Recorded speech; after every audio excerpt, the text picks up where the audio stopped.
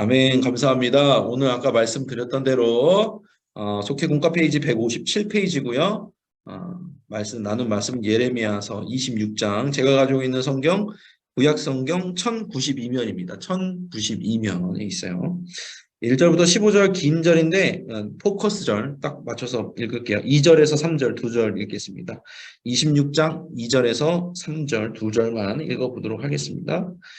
여호와께서 이와 같이 말씀하시니라. 너는 여호와의 성전 뜰에 서서 유다 모든 성읍에서 여호와의 성전에 와서 예배하는 자에게 내가 내게 명령하여 이르게 한 모든 말을 전하되 한마디도 감하지 말라. 그들이 듣고 혹시 각각 그 악한 길에서 돌아오리라. 그리하면 내가 그들의 악행으로 말미암아 그들에게 재앙을 내리려 하던 뜻을 돌이키리라. 아멘. 예레미야서 말씀 가지고 신앙의 위기를 만났을 때 어떻게 극복해야 되는지 한번 나눠보도록 하겠습니다. 출발할게요. 첫 번째, 뭐 당연한 얘기이긴 한데 말씀에 귀를 기울여야 한다는 겁니다. 우리가 이제 신앙의 어떤 배를 타고 가는데 이제 좌초될 위험이 있을 때 주님의 말씀에 하나님의 말씀에 귀를 기울여야 된다고 그러죠. 그래서 예레미야서 26장 2절에 보면은 맨 밑에 제가 아까도 읽었지만 뭐라고 나냐면 내게 명령하여 이르게 한 모든 말을 전하되 한마디도 감하지 말라 이렇게 나왔거든요. 취사 선택하면 안 되는 거예요. 말씀을.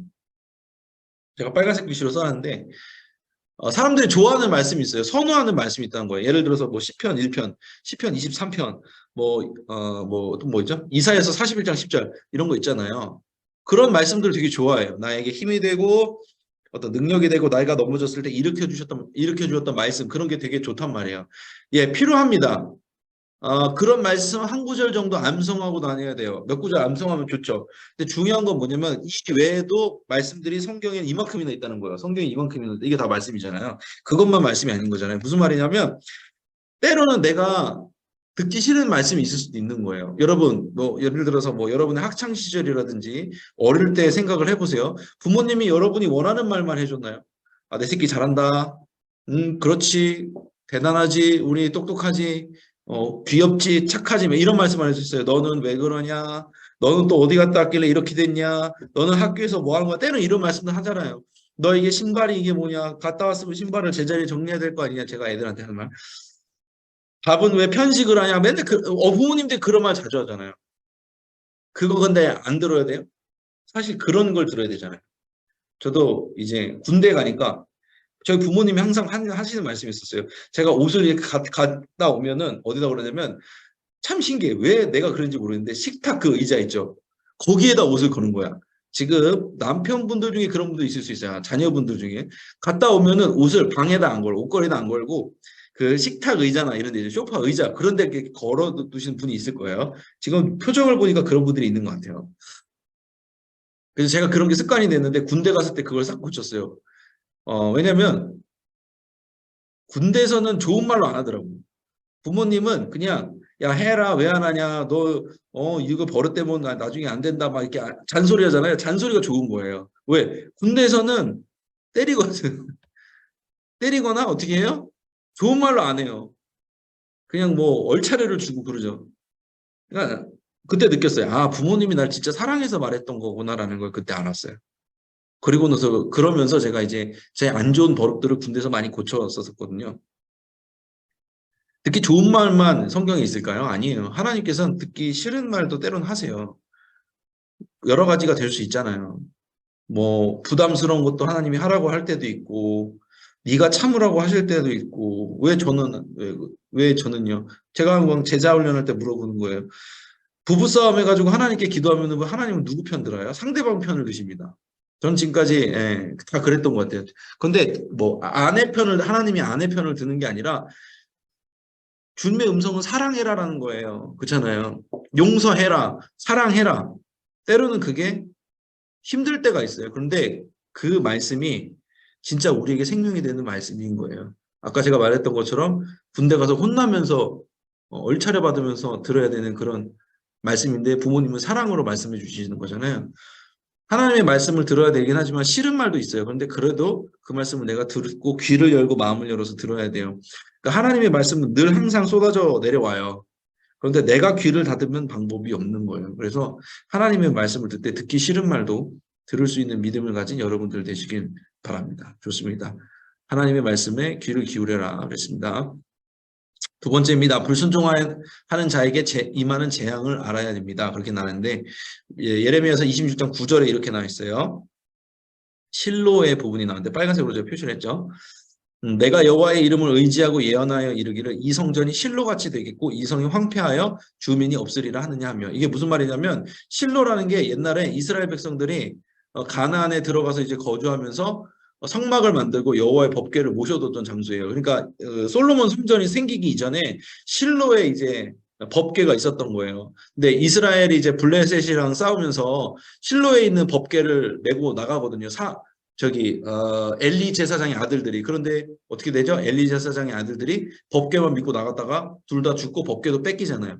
그게 이제 실로에서 있었던 일인데, 왜 그랬냐면 하나님이 왜 법궤를 가지고 나갔는데도 패배하게 했냐면 이 사람들이 잊고 있는 게 있어요. 실로의 법궤가 중요한 게 아니라, 실로가 중요한 게 아니라, 법궤가 중요한 게 아니라 하나님의 임재가 중요한 거예요. 하나님이 지금 나와 함께 하신다는 그 믿음, 그리고 내가 하나님과의 친밀함, 이런 게 중요한 건데 어떤 현상에 자꾸 집중하는 거예요. 형식에 집중하고 이렇게 해야 돼, 저렇게 해야 돼.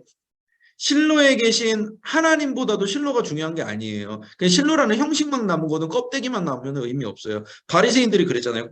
너희는 회칠한 무덤이라고 그랬잖아요. 뭐야? 겉으로 보기에는 번지르르의 형식은 있어 보여. 근데 속에는 뭐가 있어? 아무것도 없다는 거예요. 하나님이 안 계시다는 거예요. 그래서 결국엔 어떻게 돼요? 하나님이 계시지 않는 실로는 어떻게 돼요? 파괴된 거예요. 나중에 전쟁에서 졌잖아요. 파괴되고 황폐해진 거잖아요. 우리의 삶이 그래요. 겉에 있는 형식을 지키기 위해서, 내 삶의 스타일을 지키기 위해서 노력하고 애쓰다 보면 결국에는 내 안에 있는 하나님이 어떻게 돼요? 내가 믿음이 점점 쇠퇴하고 어떤 뭐라 그럴까, 영적인 황폐함이 일어나면 어떻게 돼? 내 육적으로도 황폐함이 이어지는 거예요. 내 삶에서도 황폐함이 이어질 수 있다는 거예요. 그래서 우리가 중요한 게 뭐예요? 형식이 아니라 진짜 내가 하나님과 함께 있느냐. 그걸 위해서 예배 드려야 되고, 그걸 위해서 말씀 봐야 되고, 그걸 위해서 기도를 해야 되는 거예요. 기도할 때 제일 중요한 건 기도 응답이 아니에요, 여러분. 기도라는 형식에 자꾸 국한돼 버려요. 그러면 기도 응답이 주축이 되면은 문제 해결의 방식으로서 기도만 되면은 기도가 지루하고 힘들고 형식적으로 변해요. 그냥 기도 자체가 좋아야 돼요, 여러분. 기도 자체가 좋아지면요, 규칙적으로 기도하게 돼요. 진짜로. 그냥 기도라는 게 별게 없는 거예요. 그냥 하나님 안에서 그냥 눈 감고 있어도 그게 기도가 돼요. 어느 순간. 왜? 하나님과 있는 시간이 좋으니까. 제가 요즘에 그래요. 그냥 하나님과 있는 시간이 너무 좋아서 그냥 그 자리에 가만히 있으면 주님의 임재가 느껴져요. 그게 너무 좋은 거예요. 다른 게 아니라. 그렇게 되면 어떻게 돼요? 형식적이지 않게 되는 거예요. 여러분, 형식이 중요해요. 왜냐하면 제가 늘 말씀드리지만 축복을 담을 그릇이 필요해요. 믿음을 담을 어떤 율법적인 모양도 필요한 거예요. 근데 중요한 건 거기에 아무것도 안 담겨 있다면은 그릇을 손봐야 돼요. 여러분의 그릇을 손을 봐야 돼요. 축복을 담을 그릇들을 손을 봐야 돼요. 형식만 남아있는 거 아닌가? 아무것도 안에 없는데. 그거를 돌이키기 위해서 우리가 예배도 드리고 말씀도 보고 기도도 하는 거예요, 여러분. 그래서 오늘 되게 예레미야서 저는 이 말씀을 읽으면서 생각을 여러 가지를 하게 됐는데, 실로가 중요한 게 아니에요. 형식이 중요한 게 아니에요. 진짜 내가 그 안에서 주님의 임재함을 느끼고 있는, 속장 직분, 부속장 직분 중요해요. 목사 중요해요. 그런데 그거보다 더 중요한 건 내가 여기서 진짜 하나님을 느끼고 있느냐. 이 사역을 통해서 내가 하나님의 역사심을 느끼고 있고 주님께서 나와 함께 하신다는 게 내가 느껴지고 있고 그 방향으로 내가 자꾸 살아가고 있느냐, 이게 중요한 거예요. 그게 안 되면 어떻게 돼요? 점점 형식적으로 변해지고 힘들어지는 거예요, 여러분. 만약에 그런 분이 있다면은 나와 함께 하시는 하나님을 회복하시기 바랍니다. 여러분들 그런 영적인 감각들을 회복해 나가야 되는 것입니다. 좋습니다. 넘어갈게요. 자, 세 번째, 잘못된 행실을 고치고 주님에 순종해야 된다, 이렇게 나왔습니다. 그래서 13절에 보면은 너희 길과 행위를 고치고 이렇게 나오고, 하나님 여호와의 목소리를 청종하라, 듣고 따르라는 거죠. 그리하면 여호와께서 너희에게 선언하신 재앙에 대하여 뜻을 돌이키시리라, 이렇게 나옵니다. 우리가 이제 이걸 회개죠. 길과 행위를 고치는 거. 그러니까 내가 걸어가는 길에서 돌이키는 걸 회개라고 해요. 내가 이런 걷던 방향이 있어요. 나의 생각이 있을 수 있고, 나의 삶의 스타일이 있을 수 있고, 그런데 그게 어느 순간 죄된 길이라는 게 깨달아지면 어떻게 돼요? 유턴을 하고 방향을 바꿔야 되잖아요. 돌아야 돼요. 그걸 회개라고 하죠. 자, 돌이켰어요. 멈춰서 돌이켰어요. 그런데 가야 돼요. 그런데 그다음부터 중요한 게 뭐예요? 자, 멈췄어. 돌이켰어. 방향 설정 다시 해야 되는 거잖아요. 그 방향이 어느 방향이라는 거냐는 거죠. 회개는 멈추고 돌이키는 거예요. 그 다음은 뭐냐는 거죠. 다시 하나님의 말씀을 듣고 올바른 방향 설정을 해서 나가야 된다는 거예요. 그래서 주님의 음성을 들어야 돼요. 그래서 말씀을 읽어야 돼요. 그 방향을 따라가기 위해서. 그러니까 어떻게 보면요. 영적으로 가장 뭐라 그럴까 붕 뜬 시간이 언제냐면 내가 죄를 짓다가 내가 일이 막 안 돼서 하다가 기도응답을 받거나 어, 회개를 했어. 죄의 어떤 그런 사슬에 매여 있던 것을 내가 풀렸어. 뭐 성경에 뭐 복음서에 이런 표현하면 예를 들어서 귀신이 나갔어. 나한테서 귀신이 나갔다는 거예요. 근데 그때가 가장 취약한 시기예요. 왜? 회개했어. 축복 받았어. 기도도 받았어. 그런데 어떡하지? 이렇게 되는 거예요. 어디로 가야 될지 몰라. 왜? 그동안 죄는 해결돼 있을지 몰라. 그런데 여전히 죄의 관성들이, 죄의 습관의 관성들이 남아있다는 거예요. 죄의 습관의 관성이 뭐예요? 내가 하던 걸 그대로 하고 싶은 게 관성이잖아요. 그게 남아있어요. 사람들은 다. 그때 마음을 딱 다잡고 주님 앞에 결단해서 주님 알겠습니다. 이 말씀 붙들고 내가 한 주간을 아니면 1년을 뭐 내 평생을 살아가겠습니다. 결단을 하고 그 말씀 붙들고 선한 목자 대신 주님 붙들고 쭉 가야 되는데 아, 나 이 문제 해결됐지. 아, 나 이 죄 해결됐지. 그러고서 가만히 서 있잖아요. 그럼 누가 나를 이끌기 시작할까요? 세상의 목소리가 내 자아가 나를 이끌기 시작합니다. 그럼 어떻게 돼요? 다시 되돌이켰는데 다시 이상한 방향으로 가고 있는 거예요. 어떻게 돼요? 더 힘들어지는 거예요. 복음서에서 뭐라고 나와요? 귀신이 나갔는데 내 집이 잘 수리된 걸 보고서 7귀신이 다시 들어왔다고 표현하잖아요. 이게 그거예요. 영적인 공백 상태가 만들어지면 안 되는 거예요.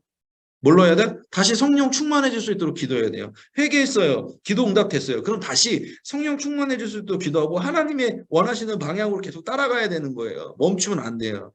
목적지를 확인하는 과정. 그리고 나서 다시 성령 충만해서 주님과 같이 가는 과정. 그게 없으면 어떻게 된다? 제가 빨간색 글씨로 써놓은 것처럼 다시 곁길로 가게 돼요. 다시 또 똑같은 거로 가게 돼요. 안 좋은 행동으로 가게 돼요. 뭐 저라고 안 그랬을 거예요. 저도 실수 많이 하죠. 어떻게 보면 지금도 그런 걸 수도 있어요. 제가 깨닫지 못하지만. 중요한 건 뭐예요? 잘못된 행실을 고치고 해결했다면 다시금 주님의 말씀을 듣는 자리로 나와야 돼요. 다시금 청종해야 되는 거예요. 다시금 하나님의 말씀을 깊이를 누리고 기도해야 되는 자리로 나오는 거예요. 한마디로 무슨 말이에요? 신앙생활 다시금 열심히 해야 되는 거예요. 문제 해결됐다고 아 여기까지 됐어. 이제 그만 쉬자. 이게 아니에요. 그때부터 다시금 고삐를 붙들고 나가야지 더 행복한 신앙생활로 나갈 수 있다는 거죠. 그렇습니다. 그래서 오늘 여기까지 얘기했어요. 위기를 만났을 때 극복하려면 첫 번째 말씀에 귀 기울여야 된다. 취사 선택하지 마라 말씀드렸어요. 두 번째 뭐예요? 불순종하는 자에게 임하는 재앙을 알아야 된다. 재앙이 뭐예요? 형식만 남아있는 거. 실로 같은 신앙생활. 알맹이는 없는 거. 하나님의 임재는 없는 거. 형식적인 거를 경계해야 되고. 세 번째, 잘못된 행실을 고치고 주님께 순종해야 된다. 돌이켰다면 다시금 하나님을 바라보고 방향 설정을 하고 다시 성령 충만을 위해서 간구하고 주님이 주신 그 길을 따라서 나를 인도하시는 선한 목자 되신 주님을 따라서 가야 된다. 이렇게 세 가지 나눴습니다. 눈에 말하지만 이 세 가지 다를 전하실 수 있으면 전하셔도 되는데 다 못해요. 제가 보기엔 시간상 이게 속해 인도할 때 시간상 못하기 때문에 한 가지를 골라서 전해도 무방하다. 그렇게 제가 말씀을 드립니다. 좋습니다. 공지사항 굉장히 중요한 공지사항 있죠. 드디어 다음 주일부터 담임 목사님께서 주일 설교를 하시게 됩니다. 여러분들 얼굴을 보면서 좀 할게요. 주일 설교 얼마나 감사해요. 박수. 크게 박수죠. 여러분들 기도하셨잖아요. 이날이 드디어 왔습니다. 담임 목사님이 마음이 되게 좋으신 것 같아요. 성도님도 얼굴을 다시 보신다고 하니까 막 의욕이 생기시는 것 같아요. 제가 뭐 몇 번 뵙지 못했지만 이제 준비를 하고 계시는 거거든요. 준비를 하고 계시거든요. 내일 이제 제가 담임 목사님을 만나 뵙네요. 저희 교구 목사들이 속회 편성이나 이런 연말 그것 때문에 보고 때문에 내일 만나 뵙는데 저도 떨려요. 예, 저도 떨리고 감사하고 집에는 아빠가 있어야 되는 것 같아요. 전 그런 생각이 많이 들어요. 집에는 아버지가 있어야 돼요. 중심을 잡아준 영적인 아버지가 있어야 돼요. 여러분들이 목사님을 원했던 것만큼 저도 담임 목사님을 되게 보고 싶었고 그 빈자리가 많이 있었던 것 같아요. 저도 몰랐는데 그런 것 같아요. 막 눈물이 날 것 같아요. 지금 말하면서도. 저는 이제 목회 계획 세미나 때 담임 목사님 설교를 한번 들었거든요. 10월 말에 이제 내년 목회를 하면서 이제 저희가 목회 계획 세미나를 갔는데 그때 담임 목사님께서 교육자들 대상으로 설교를 하셨는데 어떻게 됐게요? 뭘 어떻게 돼? 엉엉 울었지 뭐. 얼굴 다 퉁퉁 부었지 뭐. 다. 교육자들 엉엉 울었지. 그래요. 네, 그래요. 여러분들 은혜 받을 준비하시고 오시고 저는 그랬으면 좋겠어요. 우리 성도님들이 열심히 우리 속장님들 부속장님들 열심히 기도했던 것처럼 그 마음으로 현장에 나와서 우리 담임 목사님을 응원해 주셨으면 좋겠어요. 현장에 나와서 담임 목사님이 주시는 은혜의 말씀도 누리고 정말 맞이하는 마음으로 오셔서 예배를 같이 좀 현장 예배 드리셨으면 좋겠어요. 제가 감사할 것도 하나, 우리 다니엘 특세 때 되게 많이 나오셨잖아요. 거의 100명 나오셨거든요. 정말 제가 믿음으로 고백한 대로 100명 정도 나오셨어요. 보니까. 요번에도 담임 목사님 우리 오시니까 환영한다는 마음, 감사하다는 마음, 보고 싶었다는 마음으로 우리 속회원들한테 좀 광고 좀 잘 해주세요. 우리 속장님들이 우리 담임 목사님 오시는데 가서 맞이하자고 이렇게 해서 많이 오셨으면 좋겠어요. 저도 응원하고 기도하고 있으니까 저도 은혜 받을 준비 늘 항상 주일 예배 때 그렇게 하지만 저는 진짜 은혜 받을 준비를 하고 저도 가도록 하겠습니다. 여러분도 마음 단디 드시고 저기 속회원분들한테 잘 광고하시고 그래서 웬만하면 나올 수 있도록 안 나오면 후회합니다 이런 마음으로 잘 광고를 해주세요. 얼마나 좋아요? 집에 아버지가 다시 오시는데 말씀 전해주시는데 전 그게 참 감사하더라고요. 해주시면 좋을 것 같고 두 번째 이제 성탄절 사랑 플러스인데요. 우리가 작년에도 했는데 이게 되게 반응이 굉장히 좋아요. 이게 시에서 하는 거예요. 시에서. 뭐냐면은 지난 작년에도 해보신 분 봉사하신 분들 알겠지만 그 안양시 권역에 있는 지역 복지센터들 있잖아요. 어린이들 이렇게 케어하는 아니면 사회복지관 같은 케어센터에 아이들이 성탄절 때 받고 싶은 선물을 적게 해줘요. 그러면요 그 선물을 진짜 사서 포장을 해주는 거예요. 그러니까 돈을 그냥 주는 게 아니라 아이들이 정말 그 고사리 손으로 선물들을 다 적어요. 나 뭐 받고 싶어요. 뭐 모리털 파카 막 받고 싶은 애들 어려운 아이들 있잖아요. 아니면 무슨 로봇 장난감 다 써요. 그러면은 우리 그 복지사들이 그거를 후원받은 돈을 가지고 다 일일이 쇼핑을 해요. 그래서 어떻게 해요? 우리 교회로 가져와요. 그래서 우리 교회에서 일일이 봉사자들이 다 포장을 해요. 그리고서 지역 복지센터에 갖다 주는 거예요. 그냥 돈을 이거는요. 그냥 후원을 하는 개념이 아니에요. 정말 마음을 전달하는 얘기거든요. 저도 이거 봉사하면서 굉장히 마음이 따뜻해졌는데 헌금하실 분들 이렇게 헌금해 주시면 좋고 많이 이제 뭐 워낙 이름이 많이 나가지고 이 성탄절 사랑 플러스가 이름이 나서 더 많이 이제 신청을 할 것 같은데 해주시면 좋고 오셔서 또 당일날 헌신하실 분들 있으면 헌신하셔도 굉장히 좋은 경험이 될 거라고 생각을 합니다. 저도 마음이 되게 좋더라고요. 그래서 위에서 기도를 하셨으면 좋겠습니다. 그래서 우리가 이 시간 함께 기도를 했으면 좋겠습니다. 첫 번째, 아까 말씀드렸듯이 우리 속회 공과에 대한 내용들, 우리가 하나님 말씀 안에 어떻게 서나가야 되는지, 우리가 위기가 왔을 때 주님의 말씀을 붙들어야 된다는 거, 아까 말씀 나눈 거 하고, 우리는 오늘 좀 이거에 강조를 줬으면 좋겠어요. 담임 목사님 오시잖아요. 담임 목사님 말씀 전하실 때 마음이 어떠실까요? 근 1년 동안 말씀을 못 전하시고 눈도 안 보이셔서 솔직히 준비하시는데 힘드시잖아요. 근데 어떤 마음으로 단위에 서실까요? 우리 담임 목사님이. 여러분 그 마음을 여러분들이 다는 모르지만 어느 정도는 공감을 하시면서 기도하셨으면 좋겠어요. 저희도 담임 목사를 뵙는 저희도 떨리잖아요. 그죠? 여러분도 떨리지만 담임 목사님도 떨리실 거란 말이에요. 그 마음 가운데 하나님 평안 주시고 오히려 이 교회를 통해서 우리 안양감리교회가 더욱더 든든히 서나가는 부흥하는 공동체 되게 해달라고 이 시간 우리 마음을 모두어서 함께 합심해서 기도했으면 좋겠습니다. 주여 믿습니다 하시고 함께 기도 제목 가지고 통성으로 기도하며 나아갑니다. 주여 믿습니다. 사랑과 은혜 주님 참으로 감사합니다. 우리에게 귀한 시간 허락하여 주셔서 속장 예배로 모이게 해주심에 감사합니다. 함께하는 속장님, 부속장님들 가운데 오늘 나눈 말씀처럼 뜻을 따라 움직이는 신앙의 위기에서도 꿋꿋이 서서 주님을 바라보고 주님을 따라갈 수 있는 우리 될 수 있도록 형식이 아닌 정말 주님이 주신 그 믿음에 붙들려 살아가는 우리 될 수 있도록 도와주시옵소서. 하나님 이제 드디어 담임 목사님이 강단 위에 서시게 되었습니다. 주님의 크신 은혜에 감사합니다. 이제 주님의 말씀을 담임 목사님 전하실 때 하나님 그 말씀 가운데 주님이 주시는 은혜와 권세가 있게 하여 주시옵소서. 이를 위해서 수많은 성도들이 함께 합심으로 기도했었습니다. 우리의 기도 제목 들어주시면 감사합니다. 하나님 강단에서 울려 퍼지는 주님의 말씀을 듣고 우리 심령이 변화되게 하여 주시고 우리가 더 주님과 가까이 나아갈 수 있도록 도와주시옵소서.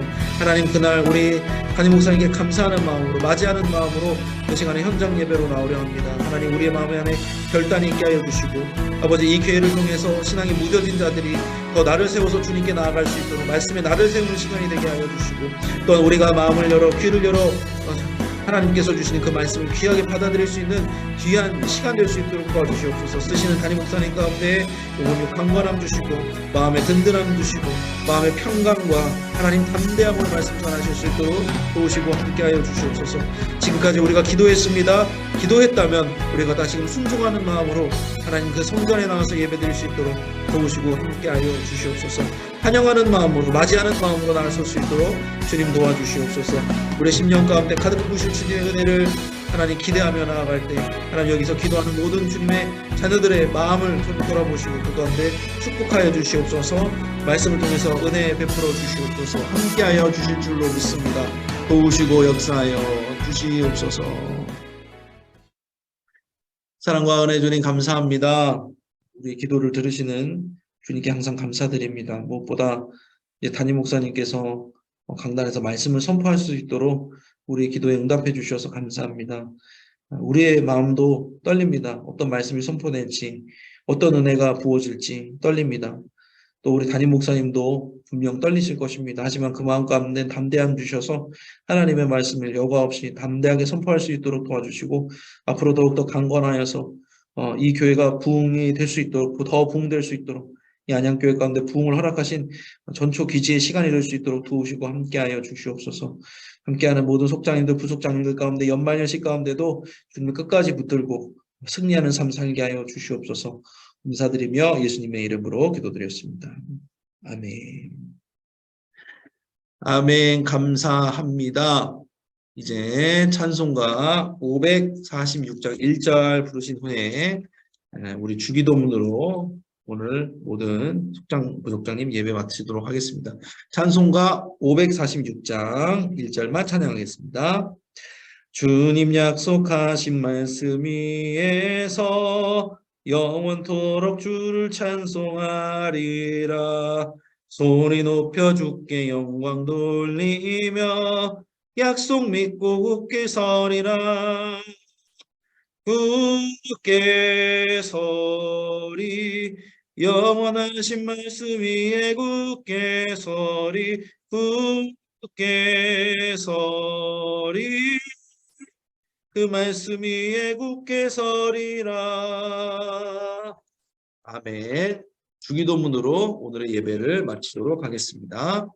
하늘에 계신 우리 아버지여, 이름이 거룩히 여김을 받으시오며 나라가 임하시오며 뜻이 하늘에서 이루어진 것 같이 땅에서도 이루어지이다. 오늘 우리에게 일용할 양식을 주시옵고 우리가 우리에게 죄 지은 자를 사하여 준 것 같이 우리 죄를 사하여 주시옵고 우리를 시험에 들게 하지 마시옵고 다만 악에서 구하시옵소서.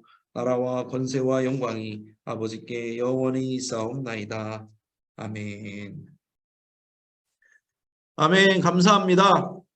아까 말씀드렸던 것처럼 우리 성도님들, 속회원분들 교회로 많이 나와서 우리 귀한 말씀 듣고 은혜 누릴 수 있도록 담임 목사님을 환영하는 마음으로 나오라고 그렇게 광고를 잘 해주시면 감사하겠습니다. 마치도록 하겠습니다.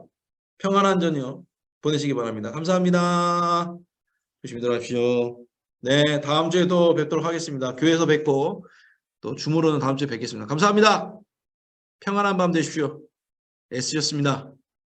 훌륭합니다. 훌륭해. 좋아요, 좋아. 감사합니다.